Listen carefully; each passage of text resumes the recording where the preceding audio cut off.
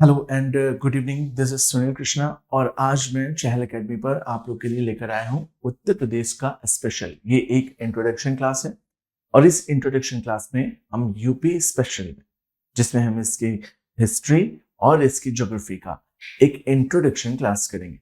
ये introduction class आपको काफी चीजें सिखाएगी। ये इंट्रोडक्शन क्लास आपको अपने एग्जाम, जो कि स्टेट पीसीएस का उत्तर प्रदेश का एग्जाम होता है, उसको निकालने के लिए काफी बेनिफिशियल क्लास होगी।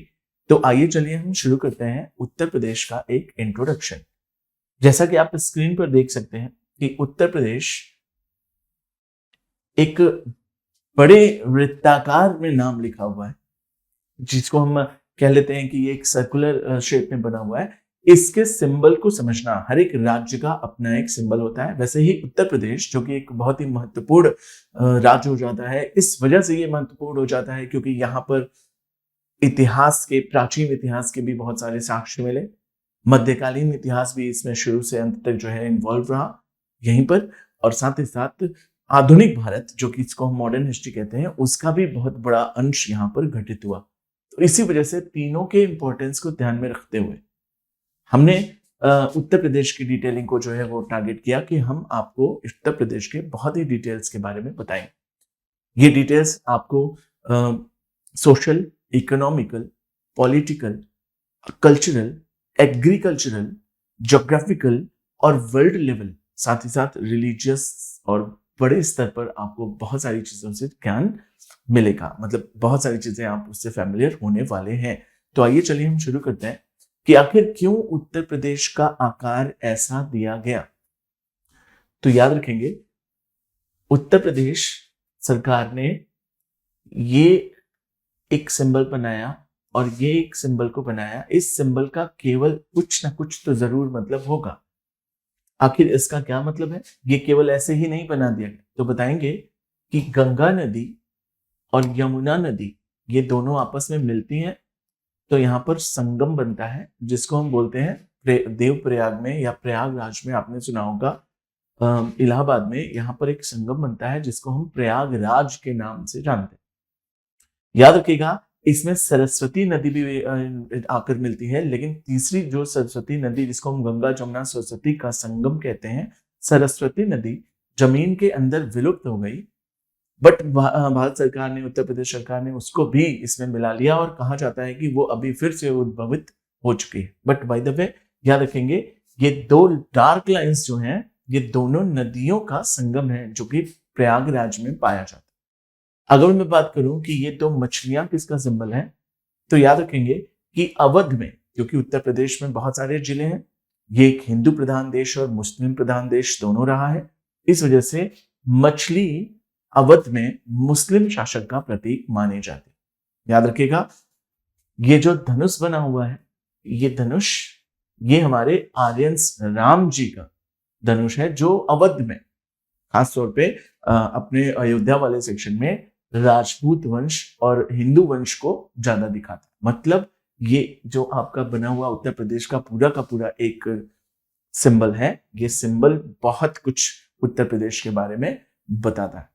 इसके होमवर्क में आप लोग याद रखेंगे कि आखिर ये दो तारे क्यों बने होते हैं।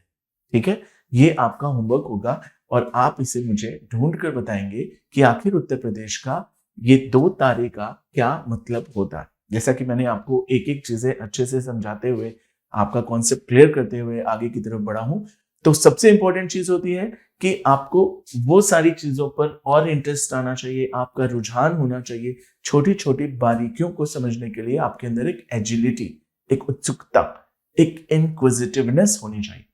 तो याद रखिएगा, उत्तर प्रदेश की शुरुआत उसके सिंबल से मैंने करी। अब आइए हम जानेंगे कि उत्तर प्रदेश में और भी ऐसी कितनी चीजें हैं जिनका अध्ययन हम कर सकते हैं।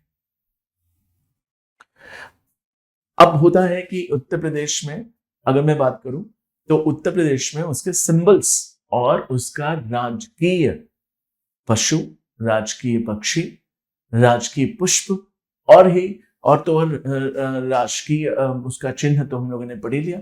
और भी ऐसी बहुत सारी चीजें, उत्तर प्रदेश की स्पेशलिटी, उसका भौगोलिक स्वरूप क्या है, आखिर यहाँ पर कैसी मिट्टी पाई जाती है, कैसे मैदान होते हैं, क्या फसल उगती है, कैसा मौसम आता है, क्लाइमेट कैसा होता है उत्तर प्रदेश का, यहाँ के लोगों का कल्चर, सिविलाइजेशन क्या है, यहाँ के लोगों का इतिहास क्या रहा, यहाँ के लोग किस तरह का ऑक्यूपेशन करते हैं, इस तरह की सारी क्लासेस जो कि आगे आपको मिलती रहेंगी सेक्शन वाइज, जिसमें मैंने आज की क्लास में प्रिपेयर किया है आप लोगों के लिए। नेशनल, एक होता है नेशनल बर्ड, नेशनल बर्ड तो हमारा मोर है, लेकिन एक नेशन में बहुत सारे राज्य होते हैं, तो हर एक राज्य का अपना एक इंडिविजुअल बर्ड भी होता है। तो अगर मैं बात करूं कि ना अपने स्टेट का राजकीय बर्ड, राजकीय पक्षी, स्टेट बर्ड कौन है, तो उसके बारे में कुछ नॉलेज दिखाता हूं। लेकिन सबसे पहले आप उस पक्षी को देखिए, सफेद रंग का होता है और लाल रंग की यहाँ पर उसकी कलई किया हुआ, पेंट किया हुआ आपको इसका सिर दिखाई देगा।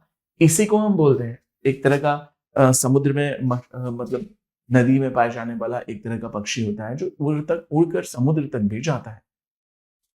इसको हम बोलते हैं सारस।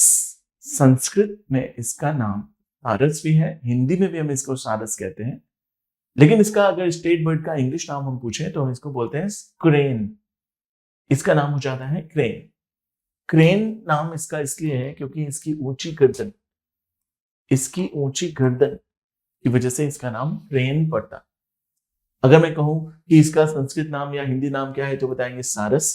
सारस का मतलब क्या होता है तो बताएंगे कि ऐसा बर्ड जो झीलों में, नदियों में, फ्रेश वाटर के सेक्शन में पाया जाता है, तो इसलिए इसका नाम हमने सारस रखा और इंग्लिश में हम इसको क्या बोलते हैं, क्रेन। चलिए, सारस क्रेन एक ऐसा ऑफिशियल स्टेट बर्ड है जिसको 2013 में ऑफिशियल जो है वो दिया गया, रिकॉग्निशन दिया गया कि सर्वाधिक अपने उत्तर प्रदेश में पाए जाने वाले बर्ड का नाम होगा सारस या क्रेन, या इसको सारस क्रेन के नाम से भी जानेंगे।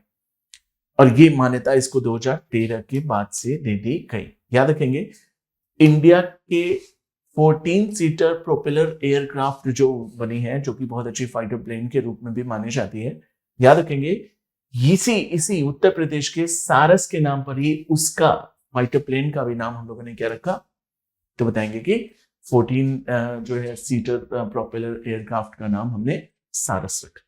सारस किसके नाम पर, उत्तर प्रदेश के एक बर्ड के आधार पर इसका नाम हमने सारस रखा। आइए चलिए हम देखते हैं उत्तर प्रदेश का ट्री। उत्तर प्रदेश का ट्री क्या है, तो बताएंगे कि सर उत्तर प्रदेश का ट्री अशोक ट्री है। इसको हम संस्कृत में आंगन प्रिया के नाम से भी जानते हैं। अगर हम बोले कि भारत का राष्ट्रीय ट्री क्या है तो बताएंगे कि सर बरगद हो जाता, ठीक है। बरगद का ट्री, जिसको हम बनियान के ट्री के नाम से भी जानते हैं, वो हमारे भारत का राष्ट्रीय ट्री हो जाता है। लेकिन अगर राज्य का, खासतौर पर उत्तर प्रदेश की बात करें तो उत्तर प्रदेश का राजकीय ट्री, राजकीय जो है वृक्ष है वो क्या है, अशोक। आपने देखा होगा, पिक्चर देखकर समझ जाओगे आप, अशोक के पत्ते बड़े लंबे लंबे होते हैं, खासतौर पर इसको डेकोरेशन के लिए, गार्निश करने के लिए, इम्बेजल करने का मतलब गार्निश करने, सजाने, डेकोरेटिव उसके लिए यूज किया जाता है, ठीक है। चलिए, अगर मैं कहूं कि संस्कृत में इसको आंगन प्रिया क्यों कहते हैं, तो नाम से ही पता चल रहा है कि ये आंगन की शोभा बढ़ाता है और ज्यादातर घरों के आंगन में, घरों के पेड़ के, घरों के पीछे या घरों के सामने ये उसकी सुंदरता बढ़ाने के लिए यूज किया जाता है, इसलिए हम इसको आंगन प्रिया के नाम से भी जानते हैं। चलिए, अशोक ट्री के बारे में अगर हम कुछ और बात करें तो Ashok tree has a great religious significant as well. अगर हम बात करें कैसे, तो बताएंगे अशोक के कहानियां, अशोक के ट्री की कहानियां लोगों की प्राचीन काल से चली आ रही कहावतें, मुहावरे और यहाँ तक कि उनके कल्चरल फॉक टेल्स में भी अशोक के बारे में बहुत सारी बातें मिलती हैं। अशोक का पेड़ हमें बहुत बड़े लेवल पर मिलता है पूरे उत्तर प्रदेश में, और ये हमें ऑक्सीजन देने में काफी सपोर्ट करता है। अगर हम बात करें कहाँ पर मिल जाएगा, तो ये मिलेगा आपको खास तौर पे ऐसी गीली चिकनी दोमट मिट्टी, या फिर मैं कहूँ कि एलुवियल सॉइल, ओल्ड एलुवियल या न्यू एलुवियल। अशोक की ऐसी क्वालिटी है कि किसी भी तरह की मिट्टी में ये उग सकता है। इसका, जैसा कि मैंने नाम बताया, सजाने के लिए प्रयोग किया जाता है, इसलिए इसको हम ऑर्नामेंटल ट्री के नाम से भी जानते हैं। चलिए, अगर हम पूछें कि इसका कोई बायोलॉजिकल नेम है या इंग्लिश नाम है तो बता देंगे हाँ, इसको सरका अशोका या सरका इंडिका के नाम से भी जाना जाता है। सर का अशोका या सर का इंडिया के नाम से भी आप इसको बता सकते हैं। अशोक नाम देना इसका मुख्य रूप से यही कारण था क्योंकि हमारे मौर्य वंश में अशोक एक बहुत ही बड़े प्रतापी शासक थे, क्योंकि ये ट्री बहुत सारे पक्षियों को शरण देता है, बहुत सारे जानवरों को शरण देता है, छांव देता है, इस वजह से इसका नाम अशोका रखा गया। क्योंकि हमारे अशोक भी बौद्ध धर्म अपनाने के बाद एक शांतिप्रिय राजा बन गए थे और उन्होंने बहुत सारे लोगों को शेल्टर दी, बहुत सारे लोगों को खाने पीने के लिए आश्रय दिया और भी बहुत अच्छे अच्छे काम किए, जिसकी वजह से इस पेड़ को डेडिकेट किया हमने अशोक के नाम पर। चलिए आगे बढ़ते हैं। अगला हम देखते हैं कि आखिर हमारा अगला टॉपिक क्या है। तो अगला टॉपिक हमारा होगा स्टेट का एनिमल, जिसको हम राजकीय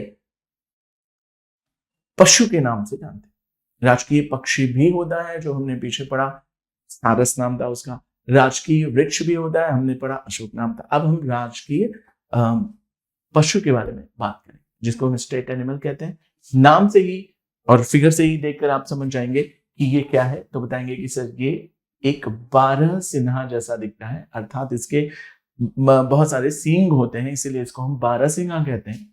लेकिन अगर हम पूछें इसका इंग्लिश में भी कोई नाम है तो बताएंगे हाँ, इंग्लिश में हम इसे स्वैम्प डियर के नाम से जानते हैं। स्वैम्प डियर का नाम इसलिए पड़ता है क्योंकि ये नदियों झीलों के किनारे पाया जाता है और साथ ही साथ स्वैम्प डियर को सर्वाधिक अगर आप पाना चाहते हैं जिस एरिया में, वो होगा आपका दुधवा नेशनल पार्क। उत्तर प्रदेश का एक बहुत महत्वपूर्ण पार्क है, उसका नाम है दुधवा नेशनल पार्क और बहुत बड़ी मात्रा में आपको स्वैम्प डियर इंडिया में लार्जेस्ट पॉपुलेशन के रूप में दिखाई दे जाएगा। ये बहुत ही मासूम होते हैं, इनकी सींग लड़ाई करने, युद्ध करने या अटैक करने के लिए नहीं दी है भगवान ने। इन्हें जो सींग दी हुई है, ये सींग इनके लिए कभी कभी अभिशाप भी बन जाता है।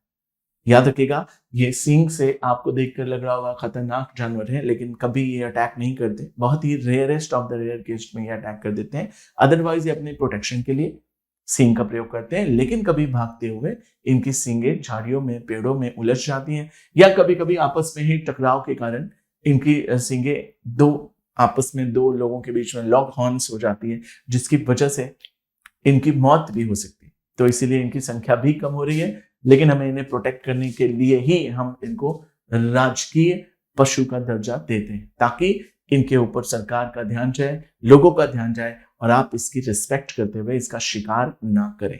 चलिए हम बात करेंगे IUCN की रेड लिस्ट में स्वैम्प डियर को लिस्ट कर दिया गया और क्या लिस्ट किया गया कि ये एक वल्नरेबल डिजीज है, जो वल्नरेबल एनिमल है जो धीरे धीरे खत्म हो रहे हैं। इसलिए इसको प्रोटेक्ट करने के लिए हमें क्या करना चाहिए, इसको एक्सटिंक्शन होने से बचाने के लिए, एक्सटिंक्टेड होने से हमें बचाने के लिए, विलुप्त होने से बचाने के लिए हमें क्या करना चाहिए, इनका शिकार रोकना चाहिए, इनके रिप्रोडक्शन पर ध्यान देना चाहिए, ब्रीडिंग्स पर ध्यान देना चाहिए और सरकार को इनके लिए बहुत बड़े लेवल पर इन सीटू या एक्स सीटू व्यवस्थित कराना चाहिए। ठीक है, इन सीटू और एक्स सीटू की बात आई तो मैं बता दूं, इन सीटू का मतलब होता है इन सिचुएटेड। इन सिचुएटेड से ही बना है इन सीटू। इन सीटू मतलब अगर हम इन्हीं के प्राकृतिक आवास में इनको सुरक्षा, खाद पानी, अच्छा माहौल, अच्छा टेम्परेचर, एम्बियंस, अच्छा वातावरण और खाने पीने की चीजें अवेलेबल कराते हैं और इनका ख्याल रखते हैं जिससे इनकी संख्या में वृद्धि हो, इसे हम कहते हैं इन सीटू। अगर हम कहें कि एक्स सीटू क्या होता है फिर, तो बहुत ज्यादा अगर प्रॉब्लम हो गई है, वो जंगल का पानी दूषित हो गया है, वहां पर आग लग गई है या कभी वहां पर किसी तरह की महामारी फैल गई है, उससे बचाने के लिए जानवरों को एक स्थान से दूसरे स्थान पर ले जाकर सुरक्षित रख लिया जाता है। इसको एक्स मतलब कि बाहर, उनके प्राकृतिक स्थान से निकालकर बाहर रख देने को एक्स सीटू के नाम से जाना जाता है। तो इनको इन सीटू और एक्स सीटू दोनों तरीके से प्रोटेक्ट किया जा रहा है। और हमारी अगर हम बात करें कि IUCN की लिस्ट ने इनको रेड लिस्ट में घोषित कर दिया और वल्नरेबल के नाम से इनको प्रोटेक्ट किया गया। चलिए आइए खैर एक और देखते हैं। सबसे इंपॉर्टेंट चीज हो जाती है हमारी कि आखिर हमने देखा कि उत्तर प्रदेश का चिन्ह, उत्तर प्रदेश में जो है बर्ड कौन सी है स्टेट, उत्तर प्रदेश का एनिमल देखा, उत्तर प्रदेश का ट्री देखा। अब एक इंपॉर्टेंट चीज बच जाती है, वो सबसे इंपॉर्टेंट चीज क्या होती है, हमारा स्टेट का फ्लावर। आखिर स्टेट का फ्लावर क्या है, और ये जो जलती हुई आग जैसा दिख रहा है, ये एक्चुअली एक तरह का फूल है। आपने देखा होगा गर्मियों में पतझड़ के समय में पेड़ों से बड़े बड़े फूल, इतने बड़े बड़े फूल तेजी से गिरते हैं और धप धप की आवाज आती है सोते समय, दोपहर में कभी आप सो रहे होंगे तो याद रखिएगा ये वही पेड़ है जो बड़े बड़े फूलों को अपने ऊपर टांगता है काफी ऊंचाई पर, और पतझड़ के समय में, ऑटम के समय में ये आपको गिरते हुए दिखाई देगा, और स्प्रिंग के समय में ये फलते फूलते दिखाई देगा। और इसके गिरने से एक तरह का पॉलिनेशन भी होता है, पॉलन ग्रेन्स को यहां से वहां तक फैलाता है और पूरे भारत में तो पाया ही जाता है। इसके अलावा खास तौर पर उत्तर प्रदेश की जलवायु इसके लिए सबसे अच्छी मानी जाती है। इसको हम कहते हैं पलाश का फूल।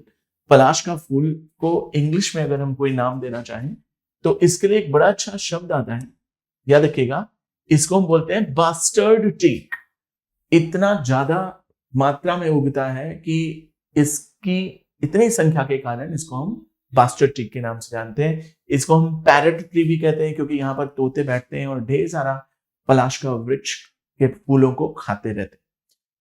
ब्यूटेन गम, और साथ ही साथ इसका नाम है सेक्रेड ट्री, पवित्र पेड़ के रूप में भी ये जाना जाता है। अगर हम बात करें कि कहाँ उगता है तो ये आपके थोड़े से मार्शी इलाके और थोड़े से एरिड इलाके दोनों जगहों पर उत्तर प्रदेश में उग सकता है। खास तौर पे ये नॉर्दर्न उत्तर प्रदेश, ईस्टर्न उत्तर प्रदेश और साथ ही साउदर्न उत्तर प्रदेश के पार्ट में देखने को मिल जाता है। तो क्योंकि ये बिल्कुल आग के जैसा दिख रहा होता है तो बताएंगे कि यह फ्लेम ऑफ फॉरेस्ट के नाम से जाना जाता है। ऐसा लगता है कि कोई आग जल रही है क्योंकि बहुत बड़ा होता है और येलोइश और रेड कलर का होता है जैसा कि आग होती है, तो इसीलिए इसका नाम जो रखा गया फ्लेम ऑफ उत्तर प्रदेश के नाम से रखा गया।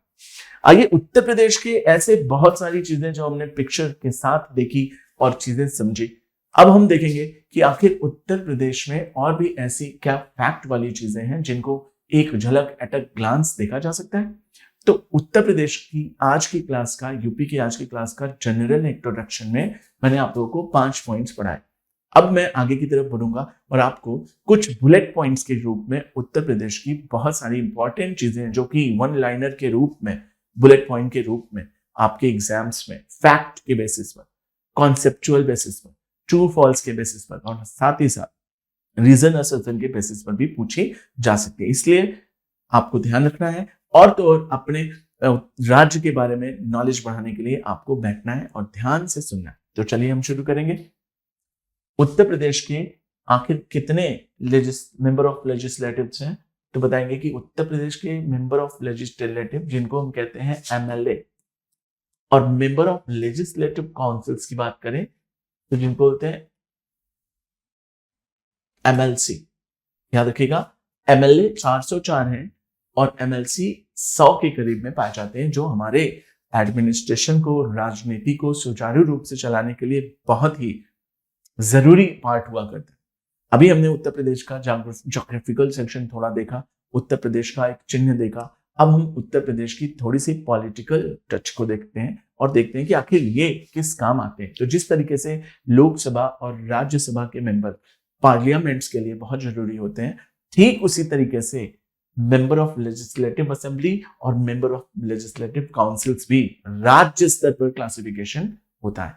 और इसमें 404 और 100 मतलब लगभग 500 थिंक टैंकर्स इनको कहा जाता है, थिंक टैंक के रूप में काम करते हैं और हमारी सरकार को, एडमिनिस्ट्रेशन को, चाहे वो एग्जीक्यूटिव हो, चाहे वो लेजिस्लेटिव हो या फिर वो ज्युडिशियरी, किसी भी तरह की सरकार को सुचारू रूप से चलाने के लिए ये think tanks governor, Uttar Pradesh के गवर्नर और उत्तर प्रदेश के सीएम को सपोर्ट करते हुए देश को आगे बढ़ाने में काफी मदद करते हैं। अब वो आगे बढ़ना चाहे सोशल हो, चाहे कल्चरल हो, चाहे रिलीजियस, चाहे इकोनॉमिकल हो या फिर किसी तरह का पॉलिटिकल एडमिनिस्ट्रेटिव सेक्शन हो, इंफ्रास्ट्रक्चर हो, ग्लोबल लेवल पर हो, साइंस एंड टेक्नोलॉजी के क्षेत्र में हो या स्मार्टनेस आईआईटी के क्षेत्र में हो, मेन काम इन्हीं का होता है। इसलिए इनकी संख्या जानना जरूरी है।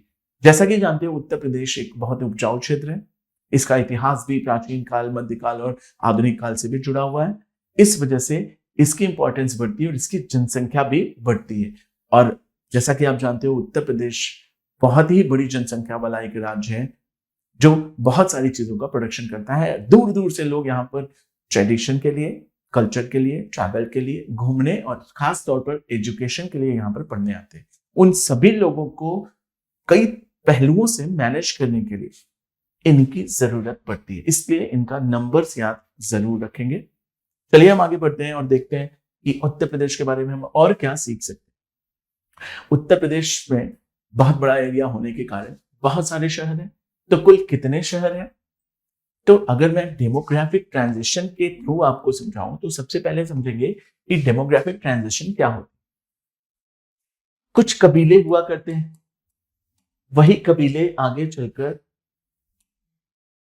विलेज में कन्वर्ट हो जाते हैं, वही विलेज आगे चलकर मार्केट के रूप में कन्वर्ट हो जाता है, यही मार्केट थोड़े से आगे चलकर टाउन के रूप में कन्वर्ट होते हैं, और यही टाउन आगे चलकर सिटी बनते हैं, यही सिटी आगे चलकर मेट्रो सिटी बनते हैं, और यही डेमोग्राफिक ट्रांजिशन से कन्वर्ट होकर मेगालोपोलिस में कन्वर्ट हो जाता है। तो उत्तर प्रदेश में ऐसे बहुत से शहर हैं जो ट्राइब भी हैं, विलेज भी हैं, मार्केट भी है, टाउन भी है, सिटी भी है, मेट्रो सिटी के साथ साथ मेगालोपोलिस भी हो जाते हैं। तो उत्तर प्रदेश इन सारे चीजों को मिलाकर एक बड़ा राज्य बनाता है, और कुल मिलाकर सिटीज और टाउन्स की संख्या इस रूप में बात करें तो 915। याद रखेंगे, ये हमें कल्चरल और रिलीजियस वेरिएशंस के साथ दिखाई देते हैं, इसलिए हम कहते हैं जैसे लिटिल इंडिया होता है ना, जैसे अगर मैं बात करूं कि अपना इंडिया डाइवर्सिटीज के साथ साथ क्या करता है, यूनिटी को फॉलो करता है, ठीक उसी तरह से उत्तर प्रदेश को डाइवर्सिटीज होते हुए भी यूनिटी के रूप में देखा जाता है। यहाँ पर हिंदू, मुस्लिम, सिख, ईसाई और बुद्धिज्म, जैनिज्म, हर तरह की चीजें आपको देखने को मिलेंगी, इसीलिए उत्तर प्रदेश को हम लिटिल इंडिया के नाम से भी जानते हैं।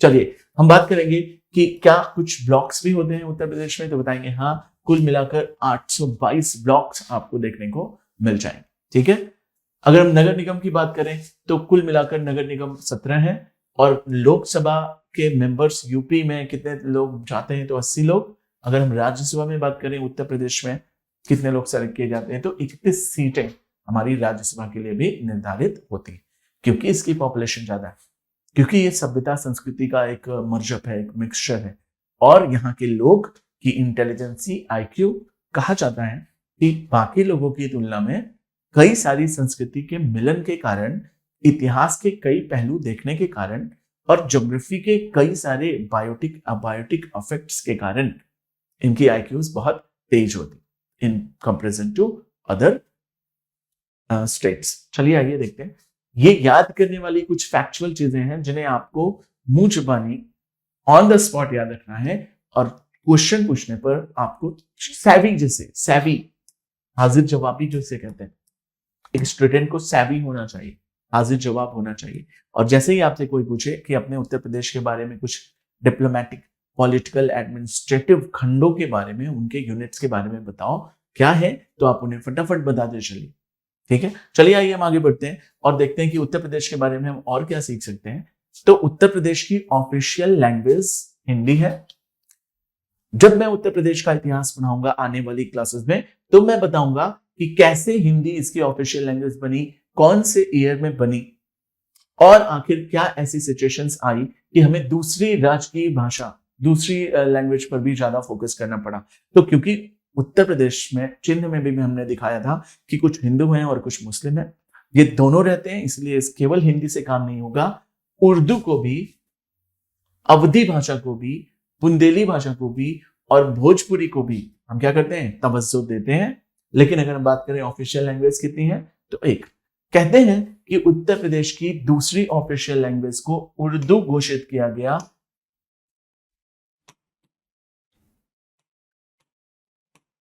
1989 को, याद रखिएगा। बट इसके लिए मैं कुछ और डिटेल क्लासेस जब आपके सामने लेकर आऊंगा उत्तर प्रदेश का इतिहास, तब मैं आपको उसके डिटेल्स एंड फैक्टर्स के बारे में जरूर बताऊं। चलिए आगे बढ़ते हैं कि अभी 2011 का सेंसस आया, आज से कम 14 साल पहले, जबकि सेंसस जो होता है हर 10 साल बाद आना चाहिए। सेंसस आज आना चाहिए था 2021 को, लेकिन 2021 में कोविड-19 कोरोना वायरस डिजीज के कारण 2021 का सेंसस नहीं आया। इस वजह से हमें 2011 के सेंसस पर डिपेंड होना होगा और जो भी डाटा 2011 के सेंसस में दिया हुआ है उत्तर प्रदेश से रिलेटेड, मैं उन सारे डाटास को आपके सामने रखूंगा और आपको उन्हें याद करना है। इस डाटा के बेसिस पर हमारे यूपीपीसीएस या यूपीएससी किसी भी स्तर के अगर क्वेश्चन देखेंगे तो डेफिनेटली आते हैं। इसलिए मैंने आपको बताया कि 2011 के डाटा के अकॉर्डिंग उत्तर प्रदेश की पॉपुलेशन इतनी दी हुई है, जिसको हम मोस्ट पॉपुलस इन इंडिया के रूप में जानते हैं। कुल 28 राज्यों और 8 केंद्र शासित प्रदेशों, मतलब यूनियन टेरिटरीज स्टेट्स के बीच में अगर हम बात करें कि सबसे ज्यादा पॉपुलेटेड कौन है, तो वो है हमारा उत्तर प्रदेश। इतनी संख्या इसकी अकेले, जो कि किसी एक देश या 2 देशों को मिलाकर इतनी जनसंख्या भी नहीं होती।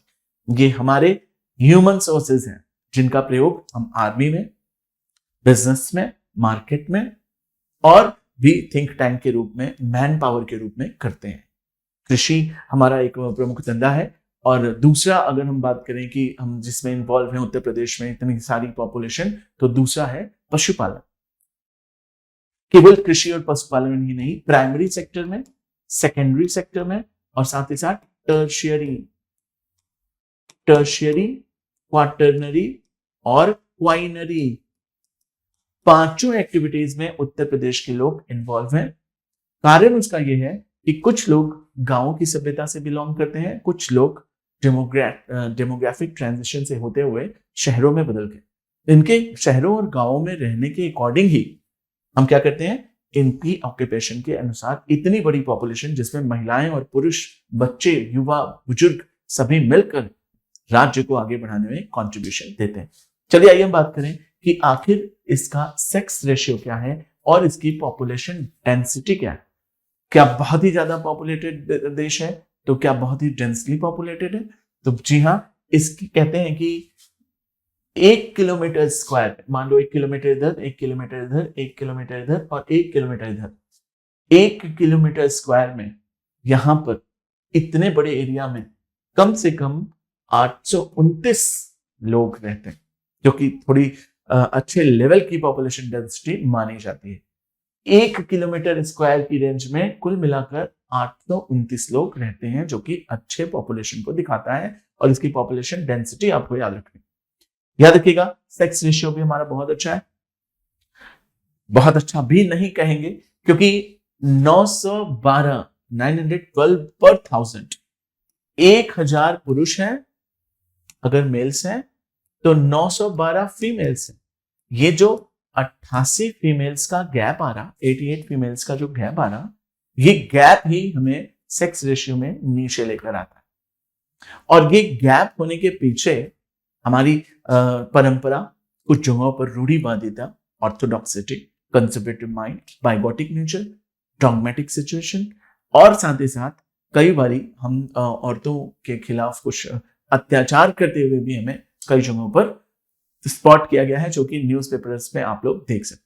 लेकिन इन सब के बावजूद ओवरऑल ऑन एन एवरेज अगर उत्तर प्रदेश की बात करें तो इसका एवरेज सेक्स रेशियो ठीक है। इसको सुधारने के लिए तरह तरह की योजनाएं उत्तर प्रदेश लेकर आती है। केंद्र सरकार और उत्तर प्रदेश मिलकर अपने यहाँ पर फीमेल सिचुएशन को, फीमेल के सेक्स रेशियो को अच्छा करने के लिए तरह तरह की योजनाएं लाते हैं, जिन योजनाओं को मैं आपको आने वाली क्लासेस में बताऊंगा। तो आइए हम देखते हैं इनका लिटरेसी रेट क्या है। क्या उत्तर प्रदेश में पढ़े लिखे लोग हैं? तो लिटरेसी रेट हमारी 67.68 है, जो कि अभी के समय में बढ़ गई है, क्योंकि मैंने 2011 का डाटा बताया और उस डाटा के हिसाब से आपको 67.68% लिटरेट जो है, बाकी लोग जो हैं वो इलिटरेट में काउंट किए जाते हैं। लिटरेसी का मतलब होता है कि अगर आप 6 साल के कंप्लीट हो चुके हैं, 7वें साल पे चल रहे हैं, आपको अगर लिखना, पढ़ना और साथ ही साथ कैलकुलेट करना और साइन करना आता है, तब आप लिटरेट माने जाते हैं, जिनमें से उत्तर प्रदेश में 68.68% लोग लिटरेट माने जाते हैं। अगर मैं बात करूं कि मेल लिटरेसी रेट कितनी है, लिटरेसी में तो सारे आ गए, बच्चे, बूढ़े, जवान, बुजुर्ग, महिला, पुरुष, सारे। तो पुरुष कितने लिटरेट हैं, तो बताएंगे 77.28% पुरुष लिटरेट है और फीमेल लिटरेसी 57.18 है, जिस पर बहुत ही कम माना गया फीमेल लिटरेसी, क्योंकि प्राचीन काल में कुछ डॉगमेटिक नेचर के लोग और कुछ ऐसे लोग जो माल प्रैक्टिसेस लाने के लिए बड़े जिम्मेदार थे, उन्होंने महिलाओं की स्थिति को पीछे कर दिया। लेकिन अब हमारी उत्तर प्रदेश की सरकार इस लिटरेसी रेट के गैप को, बहुत ही बड़े लेवल पर जो गैप बना है उसको कम करने के लिए तरह तरह की योजनाएं, प्लान्स, एक्टिविटीज और महिलाओं को जो है पढ़ाई के लिए प्रेरित करने के लिए यूनिवर्सिटीज और कॉलेजेस खोल रही है और योजनाएं ला रही, उन्हें फंडिंग कर रही, उन्हें सब्सिडाइज कर रही, उन्हें स्कॉलरशिप्स दे रही कि अब हम इस गैप को सही करें। और हमारा टारगेट है पूरे के पूरे भारत का कि हम 1947 में आजाद हुए हैं, तो हम 2047 तक विकसित और संपूर्ण लिटरेट के रूप में सामने आए। तो ये हमारा टारगेट है, याद रखिएगा। आइए हम देखते हैं उत्तर प्रदेश में और भी ऐसी बहुत सारी चीजें हैं जिन्हें आपको याद करना है, जैसे उत्तर प्रदेश की कैपिटल। उत्तर प्रदेश के बारे में हम लोगों ने ऐसी बहुत सारी चीजें पढ़ी, तो आइए उत्तर प्रदेश के और अंदर चलते हैं, इसके इंपॉर्टेंट चीजों को समझते हैं फैक्चुअल बेसिस पर। उत्तर प्रदेश की कैपिटल वैसे तो लखनऊ है, लेकिन मैं बात करूं कि उत्तर प्रदेश की कैपिटल शुरू में जो हुआ करती थी वो हुआ करती थी आगरा। कब से कब तक, तो बताएंगे शुरुआती दौर में जब उत्तर प्रदेश बना अंग्रेजों के शासनकाल में। देखिए 1836 में अंग्रेजों का शासनकाल हुआ करता था। उस समय वायसराय हुआ करते थे, गवर्नर जनरल हुआ करते थे और उन्हीं के अंडर में सारा उत्तर प्रदेश चल रहा था। इसी समय में उत्तर प्रदेश की पहली कैपिटल जो बनी थी वो बनी थी आगरा। ये वही आगरा है जिसको सिकंदर लोदी ने सबसे पहली बार बनाया था। सिकंदर लोदी ने आगरा बनाने में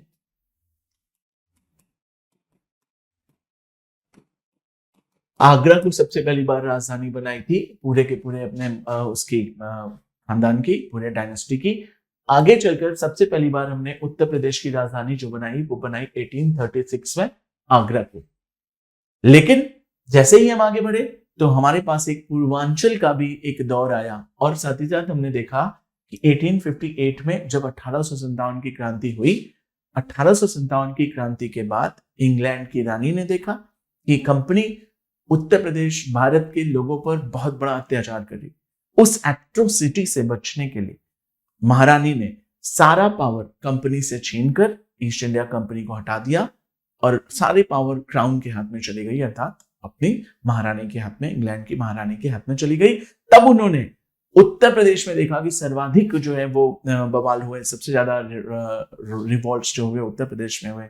झांसी में, मेरठ में, बरेली में, लखनऊ में हजरत महल, ठीक है, झांसी में झांसी की रानी, कानपुर के नाना तात्या टोपे और बेगम हजरत महल लखनऊ से लड़ रही थी और बिहार की तरफ से कुंवर सिंह, ये लोग लड़ रहे थे। तो इसीलिए देखा गया कि उत्तर प्रदेश और बिहार वाला एरिया काफी रिवॉल्ट से भरा था, इसलिए इन्होंने इनकी सुविधा के लिए प्रयागराज को ही राजधानी बनाई 1857 की पहले रिवॉल्ट के बाद। याद रखेंगे लखनऊ राजधानी हमारी बनी, बट पार्शियल रूप से बनी। कब बनी है तो बताएंगे सर, ये 1920 में गांधी जी के समय में फिर एक आंदोलन होता है जिसको हम बोलते हैं नॉन कॉपरेशन मूवमेंट, असहयोग आंदोलन। नॉन कॉपरेशन मूवमेंट के समय में और इसी समय में हिंदू मुस्लिम एकता दिखाई उत्तर प्रदेश के लोगों ने बड़े लेवल पर। और ये जो हमारा विश्व युद्ध के समय में, प्रथम विश्व युद्ध के बाद अंग्रेजों ने इटली और टर्की वाले सेक्शन पर मुस्लिमों को दबाने के लिए खलीफत जो उनकी चलती थी, उस खलीफत को रोकने के लिए, खलीफाओं का अंत करने के लिए उन्होंने एक प्लान किया कि इनके खलीफाओं का पावर खत्म कर दो। तो उसी समय में हिंदू और मुस्लिम एक होकर खिलाफत आंदोलन जैसी एक बड़ी आंदोलन चलाते हैं। और उसी समय लखनऊ जो कि हिंदू और मुस्लिम की एकता का गढ़ था, हम अंग्रेजों ने राजधानी कहां शिफ्ट करी, 1921, क्योंकि वहां पर एडमिनिस्ट्रेटिव काम बहुत ज्यादा आ। और साथ ही साथ उत्तर प्रदेश की राजधानी पूर्ण रूप से कंप्लीटली 1935 के चार्टर्ड एक्ट के बाद आपको की राजधानी बना दी गई। और वो जो पीछे हम लोगों ने पढ़ा कि लखनऊ उत्तर प्रदेश की जो राजधानी है, उसके पीछे ये क्रम है।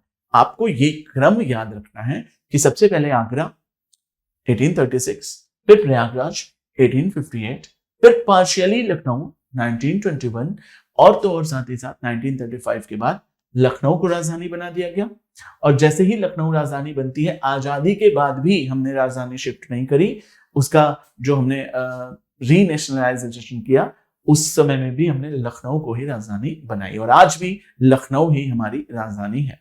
कहते हैं कि उत्तर प्रदेश में पूर्वांचल और पश्चिमांचल और ऐसे और भी क्षेत्र, इतने बड़े क्षेत्र को कवर करना अब पॉलिटिकली ज्योग्राफिकली थोड़ा कठिन है, इसलिए इसको बांटने की भी बात हो रही, लेकिन अभी वो बात हाइपोथेटिक कही जाएगी क्योंकि अभी उस पर काम चल रहा है, अभी उस पर बातें चल रही, अभी केवल वो न्यूज में आया हुआ, इसलिए हम उसके बारे में ऑथेंटिकली कोई चीज नहीं पढ़ेंगे। तो आइए हम देखते हैं, हमने क्या देखा। हमने देखा कि उत्तर प्रदेश का कैपिटल लखनऊ है। कब से है, तो इसमें आपको मेंशन कर लेना है कि ये लखनऊ सबसे पहली बार बना है 1921 में पार्शियली, लेकिन 1935 में इसको कंप्लीटली बना दिया गया और आज भी ये हमारी राजधानी। हम पूछें कि उत्तर प्रदेश सबसे पहले कब बना, तो बताएंगे कि सर सबसे पहली बार ये 1937 में यूनाइटेड प्रोविंस के रूप में सामने आया, लेकिन इसके पीछे भी एक बहुत बड़ा इतिहास छुपा है। आइए हम आगे बढ़ते हैं और देखते हैं कि आखिर वो इतिहास क्या है। 1937 में उत्तर प्रदेश को यूनाइटेड प्रोविंस के नाम से जाना जाता, मतलब ये यूपी तो होता था लेकिन इसको हम क्या कहते थे, यूनाइटेड प्रोविंस के नाम से जानते थे। आइए चलिए हम देखें, क्या उत्तर प्रदेश का नाम हमेशा से उत्तर प्रदेश रहा है या फिर इसका नाम बदलकर उत्तम प्रदेश करने की भी बात हुई, और या फिर उत्तर प्रदेश का पुराना नाम यूपी यूनाइटेड प्रोविंस रहा है, या कभी इसको अवध के नाम से भी जाना जाता था, क्या हम इसे नॉर्दर्न वेस्टर्न प्रोविंस के नाम से भी जानते थे। इन्हीं सारी बातों को समझने के लिए आपको एक पेज तैयार किया मैंने कि उत्तर प्रदेश के नाम को लेकर एक जनरल इंट्रोडक्शन। याद रखिएगा, उत्तर प्रदेश के 6 नाम हैं जिनमें एक नाम मैं और बताऊं। अगर मैं बात करूं कि जिसमें अंग्रेज एक्टिव थे और जिसमें में उन्होंने सबसे पहली बार आगरा को, उत्तर प्रदेश के वेस्टर्न वाले पोर्शन को राजधानी बनाई, तो उस समय उत्तर प्रदेश का नाम उत्तर प्रदेश नहीं होता था। उस समय उत्तर प्रदेश का नाम था नॉर्दर्न वेस्टर्न प्रोविंस। नॉर्दर्न इसलिए क्योंकि उत्तर में है। ये भारत के, अगर आप भारत को मैप को ठीक से समझिए तो आप देखेंगे कि उत्तर प्रदेश भारत के नॉर्थ में है, उत्तर में, इसीलिए इसको नॉर्दर्न बोलते हैं। अब क्योंकि उत्तर प्रदेश का कौन सा इतना बड़ा उत्तर प्रदेश जिसमें बंगाल, बिहार और उड़ीसा भी हुआ करते थे, शुरू में उत्तर प्रदेश में बंगाल, बिहार और उड़ीसा मिला दिया जाता था, तब जाकर ये इतना बड़ा उत्तर प्रदेश होता था, जिसके वेस्टर्न वाले पोर्शन पर, ईस्टर्न, वेस्टर्न, नॉर्दर्न, साउदर्न में वेस्टर्न वाले पोर्शन को, नॉर्दर्न वेस्टर्न प्रोविंसेस को काटकर फाइनली इसको क्या किया गया, उत्तर प्रदेश बनाया गया। इसको बाद में जो है वो बंगाल, बिहार और लास्ट में उड़ीसा, 4 राज्यों में इतने बड़े साम्राज्य को बांटा गया, जिसमें वेस्टर्न वाला पोर्शन उत्तर प्रदेश कहलाया, लेकिन उसे शुरू में उत्तर प्रदेश ना कह के उसको हम नॉर्दर्न वेस्टर्न प्रोविंस के नाम से जानते थे। और नॉर्दर्न वेस्टर्न प्रोविंस की राजधानी शुरू में सबसे पहले जो बनाई वो आगरा बनाई।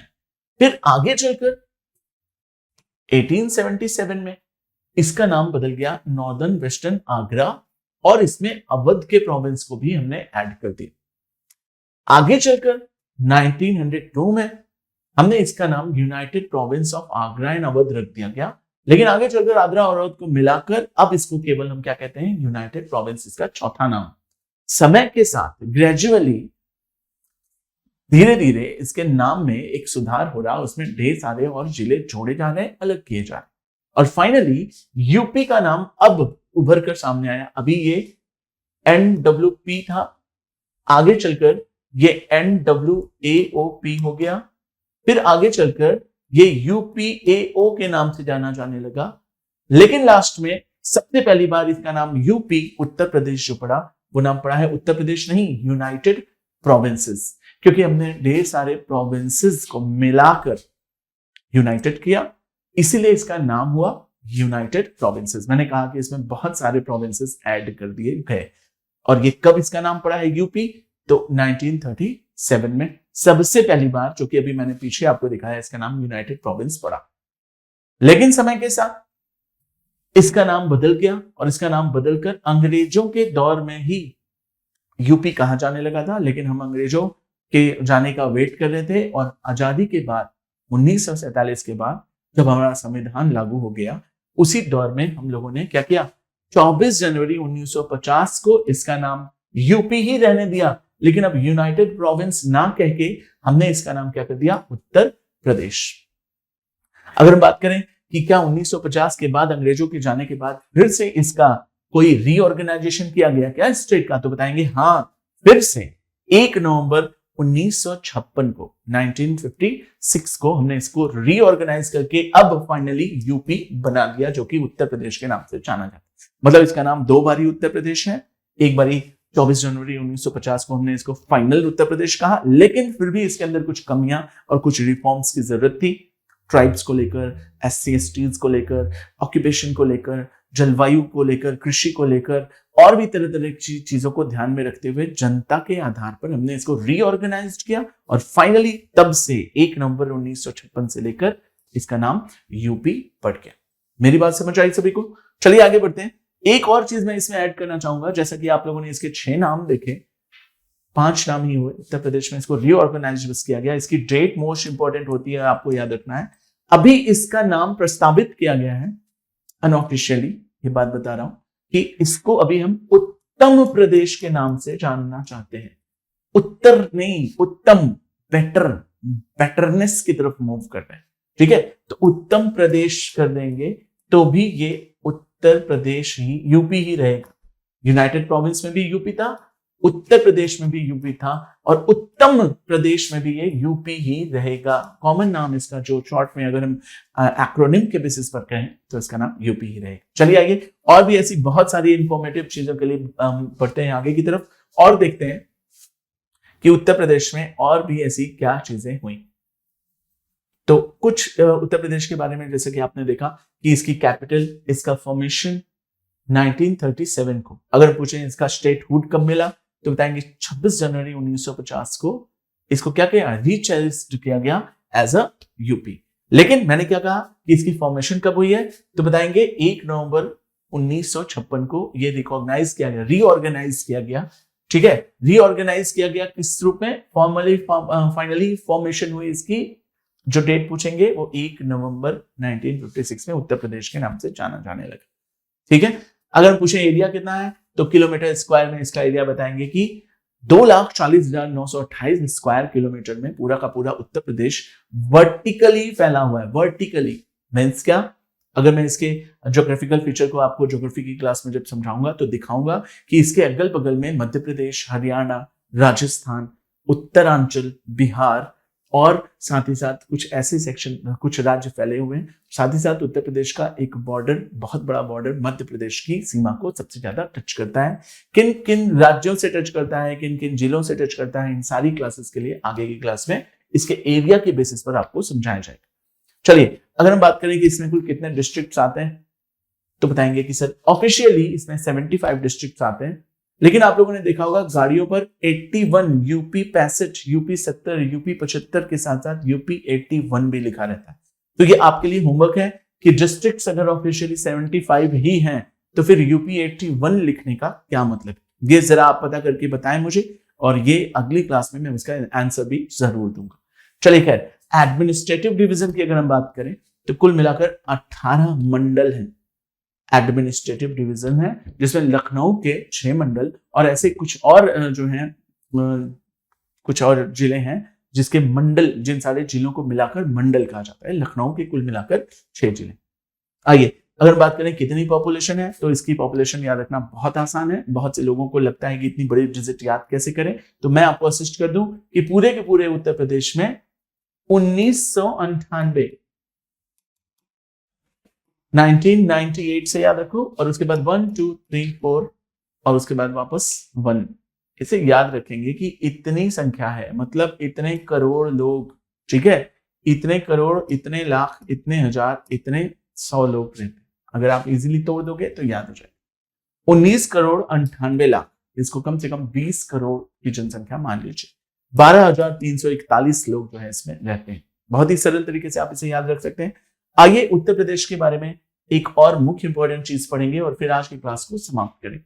उत्तर प्रदेश की क्रॉप्स को लेकर, जैसा कि सभी जानते हो उत्तर प्रदेश, मैंने जैसा कि बताया, ऐतिहासिक महत्वपूर्ण है, भौगोलिक रूप से महत्वपूर्ण है, आर्थिक रूप से भी महत्वपूर्ण है, एडमिनिस्ट्रेटिव और पॉलिटिकली भी बहुत महत्वपूर्ण है। साथ ही साथ इसकी इतनी ज्यादा जनसंख्या के कारण ये एक मार्केट प्लेस बना हुआ है।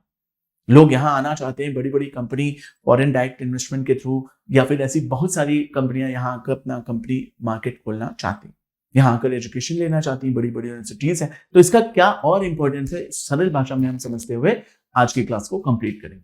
तो आइए देखें कि उत्तर प्रदेश की प्रिंसिपल क्रॉप्स कौन कौन सी है।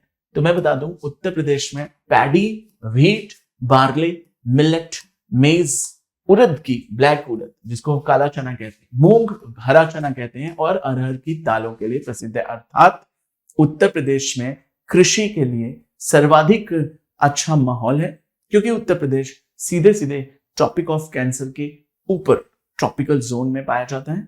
यहाँ बारिश अच्छी होती है और यहाँ पर पहाड़े भी है, यहाँ पर मैदान भी है, और यहाँ पर उत्तर के विशाल मैदान की वजह से कृषि करना बहुत आसान हो जाता है। फर्टिलिटी यहाँ की बहुत अच्छी है और यहाँ पर ढेर सारी नदियां, जिसको मैं अपनी ज्योग्राफी की क्लास में उत्तर प्रदेश की विशेष ज्योग्राफी के रूप में एक एक चीजें आपको समझाते हुए लेकर चलूंगा कि यहाँ क्लाइमेट कैसा है, सॉइल कैसी है, रिवर कैसी है, यहाँ पर एग्रीकल्चर कैसा है, ये सारी चीज। बट अभी सरल भाषा में एक टचअप लेते हुए आगे चलेंगे कि प्रिंसिपल क्रॉप्स कौन सी।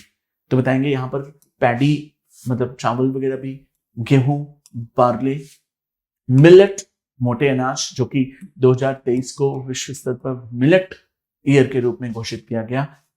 मिलेट का मतलब होता है मोटे अनाज। मेज भी एक तरह का जो है वो मोटे अनाज के रूप में होता है। हमारे कुछ ऐसे क्षेत्र में पाया जाता है जो थोड़े से कठोर क्षेत्र हो, जो चट्टानी क्षेत्र है। मूंग की दाल, अरहर की दाल और उड़द की दालों के लिए भी उत्तर प्रदेश बहुत फेमस है। जैसा कि सभी जानते हो, उत्तर प्रदेश में सबसे ज्यादा गेहूं उगता है। व्हीट नंबर 1 वर्ल्ड पर है, मतलब भारत में सबसे ज्यादा जो है प्रोडक्शन होती है वो उत्तर प्रदेश है, on the first rank. Milk की अगर हम बात करें तो सबसे ज्यादा मिल्क हमें कहां से मिलता है, उत्तर प्रदेश। अगर हम बात करें कि शुगर केन कहां से मिलता है, तो बताएंगे कि सर हमें उत्तर प्रदेश रैंक 1 में शुगर केन की प्रोडक्शन देता। और भी आलू की अगर हम बात करें, पोटैटो, तो उत्तर प्रदेश में सर्वाधिक आलू की उत्पत्ति होती है, जो कि रैंक 1 के रूप में जाना जाता है इन 4 चीजों में। बाकी भी बहुत बड़े बड़े लेवल पर चीजें प्रोड्यूस्ड हो रही होती है। अगर बात करें इसके मिनरल्स कौन कौन से हैं, तो बताएंगे सर यहाँ पर लाइमस्टोन आसानी से मिल जाता है, जो कि सेडिमेंटेशन का एग्जाम्पल।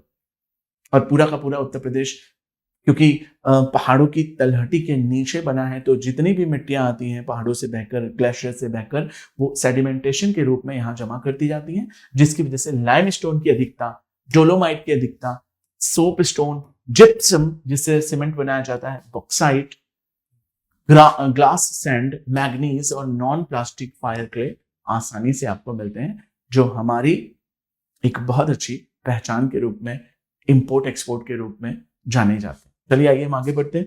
और भी उत्तर प्रदेश में हम क्या देख सकते हैं, तो उत्तर प्रदेश का हैंडीक्राफ्ट के रूप में काफी फेमस चीज है। यहाँ पर चिकन का वर्क, लखनऊ का चिकन वर्क सबसे ज्यादा फेमस माना जाता है। हमने यहाँ पर एम्ब्रॉयडरीज देखा, तो बताएंगे कि उत्तर प्रदेश में एम्ब्रॉयडरीज के घर घर में बुनकर और घर घर में बड़ी बड़ी छोटी छोटी मशीनें हुआ करती हैं। लघु उद्योग, कुटीर उद्योग और बड़े से बड़े बिग स्केल इंडस्ट्रीज भी, लार्ज स्केल इंडस्ट्रीज के रूप में भी आपको दिखाई देगी। यहाँ पर वुड वर्क भी बहुत स्तर पर होता है। वुडन टॉय और फर्नीचर आपको यहाँ पर बड़े स्तर पर बनते दिखेंगे। छोटे छोटे बच्चों के हाथ में वुडन टॉय, बड़े अच्छे अच्छे फर्नीचर की इंटीरियर सजाने के लिए मिल जाते हैं। यहाँ क्ले टॉय, कारपेट की वेविंग, सिल्क और क्या ब्रासवेयर के भी वर्क मिलते हैं। अगर हम बात करें यहाँ पर फॉल्क रोल्स में, अगर हम बात करें कि यहाँ पर जब रात हो जाती है सब लोग काम पे आ जाते हैं, क्योंकि यहाँ पर ज्वाइंट फैमिली ज्यादा है, घरों में फैमिली में मेंबर्स की संख्या ज्यादा है, क्योंकि हम लोग न्यूक्लियर फैमिली में रहते हैं, इसलिए यहाँ के लोग जब बैठते हैं तो एक बहुत खुशनुमा माहौल बन जाता है और बड़े मजे से हम लोग बैठकर भुट्टा बार्ले खाते हैं, चाय पीते हैं, पकौड़े खाते हैं और बिरहा गाना शुरू करते हैं। नदियों के किनारे, झीलों के किनारे या आग जलाकर कभी बैठ गए और सारा परिवार, सारा गांव मिलकर बिरहा गा रहा, चिति गा रहा, कजरी मनाई जाती है, फाग मौसम मौसम में फाग जो है वो बारिश के मौसम में त्योहार मनाए जाते हैं, रसिया होता है, अल्लाह होता है, पूरन होता है, भगत होता है और क्या भरतहारी करके बहुत सारे ऐसे पॉप लेवल के डांस, पॉप लेवल के गाने और भी तरह तरह के कल्चर, कीर्तन, भजन, रिलीजियस लेवल पर भगवान के नाम पर, मथुरा, वृंदावन, ये सारे एरियाज हमारे हैं जिसमें हम प्राचीन ट्रेडिशन को भी फॉलो करते हैं और तो और रिलीजियस ट्रेडिशन को भी फॉलो करते हैं और साथ ही साथ रिलीजन और कुछ ऐसी ट्रेडिशनल कल्चरल एक्टिविटीज हम उत्तर प्रदेश में करते हैं। इस तरीके से हमारा ये टॉपिक कंप्लीट होता है। उत्तर प्रदेश की कुछ और रिवर्स भी होंगी जिनको मैं अगली क्लास में पढ़ाऊंगा। ठीक है, तो आज की क्लास में हम लोग इतना ही पढ़ते हैं। एक हल्का इंट्रोडक्शन मैंने आपको उत्तर प्रदेश के बारे में, उनके फैक्ट्स, उनके बारे में कुछ बातें, एक टचअप, एक वार्म अप, एक जस्ट में, एक ग्लांस में, एक सरसरी निगाह में, बर्ड्स आइज व्यू में मैंने आपको उत्तर प्रदेश की बहुत सारी इंपॉर्टेंट चीजें बताई। अब हम तैयार होंगे अगली क्लास के लिए और अगली क्लास में भी जल्दी आपको मिलेगी। तब तक के लिए बने रहिए और इस क्लास को ठीक से समझकर नोट्स करके लिख जाइए, क्योंकि ये बहुत सारे इंपॉर्टेंट फैक्ट्स को कवर अप करते हुए आपके कॉन्सेप्चुअल फ्रेमवर्क को और एनालिटिकल अप्रोच को भी बढ़ाएगा। ये एग्जाम के लिए बहुत जरूरी होगा। फिर मिलते हैं, तब तक के लिए बाय बाय, जय हिंद।